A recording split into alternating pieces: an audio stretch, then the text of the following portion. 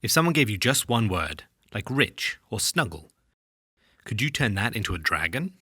That's what I've been doing every day this month. This is Smorgased, a daily dragon design challenge. I've just wrapped my first 10 days, and every creature came from a single prompt. Some are cute, some are cursed, and somehow one of them got a sword. Let's get into it. Day 1. Rich. I knew I wanted to draw a dragon lying on a big pile of gold, like Smorg from The Hobbit, who gives this challenge its name. However, drawing it sitting up, I realised the face needed a little something more. More shiny, that is. A big grin showing off a diamond-encrusted grill starts us off, and then watches, chains, bracelets, rings, crowns, everything you'd expect of a super rich dragon. Bling from tail to wing. From there, the design came together pretty quickly, so I was able to ink it up and move on to the next stages. I wasn't sure if I wanted to colour the dragons at this point, and was concerned that I would run out of time if I did. So I decided to just stick with white with a simple shadow layer. The shadows were particularly fun for this one because I needed to pick out all of the different coins in the big pile without trying to add too much detail. If you want to see each of these designs take shape on the day, check out my shorts channel at Hoodoodles Shorts, link in the description. Day 2. Ancient.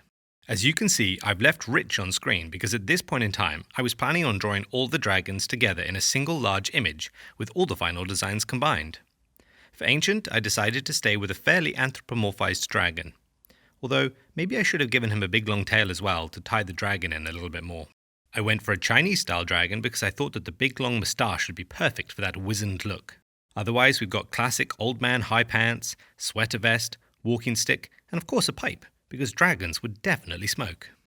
There's 29 more dragons to come. If you're enjoying so far, drop a like to help me stay motivated. Day 3. Ghost. Still working with the other designs on screen, I knew I wanted to do a gooey, slimy ghost dripping with ectoplasm rather than the traditional sheet, but I wasn't quite sure where the design was going to go. I tried out a few different things until I ultimately settled on this sort of shape. Even then, I was about as convinced by my design as I am by the existence of ghosts.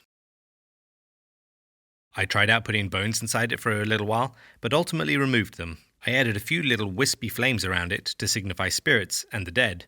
Plus dragons like fire, so it seemed like a good fit. A quick tweak to the mouth to make it look a little happier, and a last-minute addition of some gooey drippy wings, and that was it.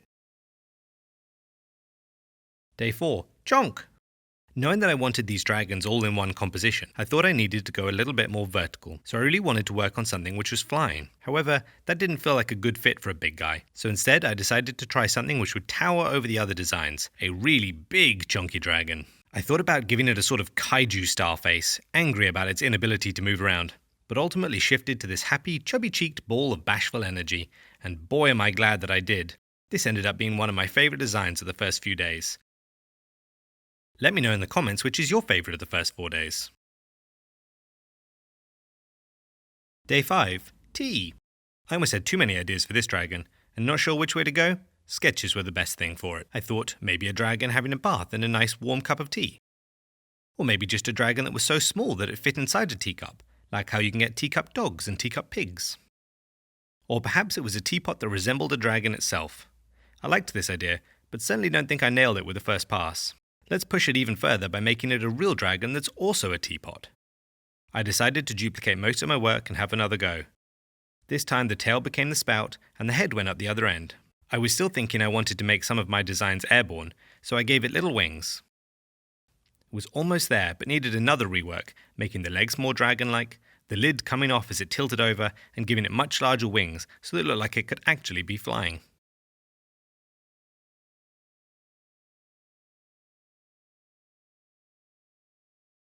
The final touch was to fill a little of the empty middle with a tea bag steeping. It was a hard design to figure out exactly where I went with it, but I'm really proud of where it ended up. However, it left me with the biggest challenge of all. How on earth do you shade glass with only one colour? I had to bend the rules a little, using the shading as both shadow and contrast colour, but stayed focused on what looked good rather than what was right. Day 6. Lava. If I thought that tea was hard, lava was even more difficult. This time I had no ideas where to go, and so I tried out a whole bunch of different designs. Big and beefy, small and flying, some sort of winged gecko thing. Didn't like that one. So I went back to my original 2 designs and tried to integrate lava and a volcano into them a little bit more. Both now dribble lava, but it wasn't really until I tried this cracking magma skin that the design came together. I ultimately decided to go for the larger of the two, and inked it like usual, knowing that most of the work would be in the cracked magma design. Whilst I think the final result is pretty good, I actually don't like the final version as much as the sketched one, which happens sometimes, just something you need to accept with art. I would say this was one of my harder designs to figure out, and probably one of my least favourite end results. But then again, other people completely disagree with me and say it's the best. Let me know in the comments which one's your favourite. I added in the shading despite feeling like it probably should be producing its own light, just to tie it in with the other designs. Day 7. Snuggle. To begin with, I tried doing a dragon which was also kind of fluffy and looked like you could snuggle into it, kind of like a poodle's hairstyle, but ultimately left too much of it not fluffy, and it didn't really look like it would snuggle particularly well. I probably should have leant into it more and made a big puffball. But I decided instead to go for 2 dragons at a time snuggling into one another, a parent and child, and then 2 more of a similar size.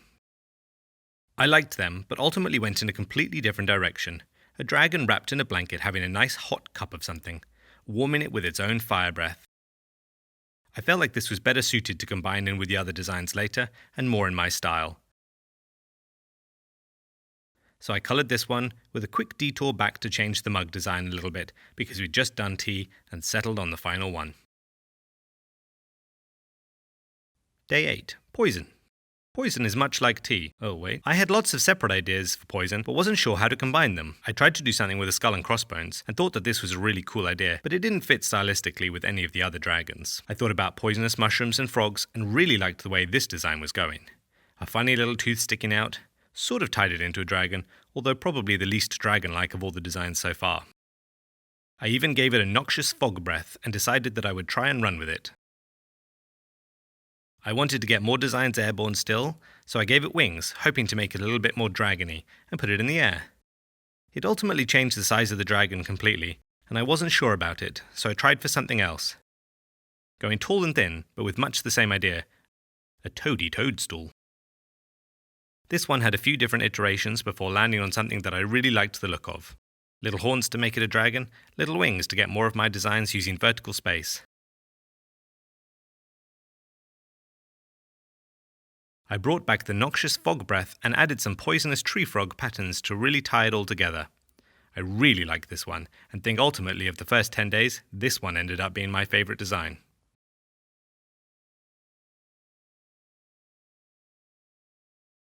Day 9. Pirate. Have I said that every day was a hard day for designing? Well, once again, I wasn't at all sure what I wanted to do with this one. I knew I didn't want to just put a dragon into a pirate hat, but ultimately, that was the most piratey thing I could think of. I tried a few different things before deciding on the best direction. As we all know, a hammerhead is the halfway point between a dragon and a pirate. I still tried to put in as many dragon elements like the wings and the tail as I could, while keeping many of the classic pirate elements, a big belt, the anchor tattoo, and of course the sword. He's a goofy little guy, and even though I tried to give him an eye patch, I think that having his funny eyes on show worked the best.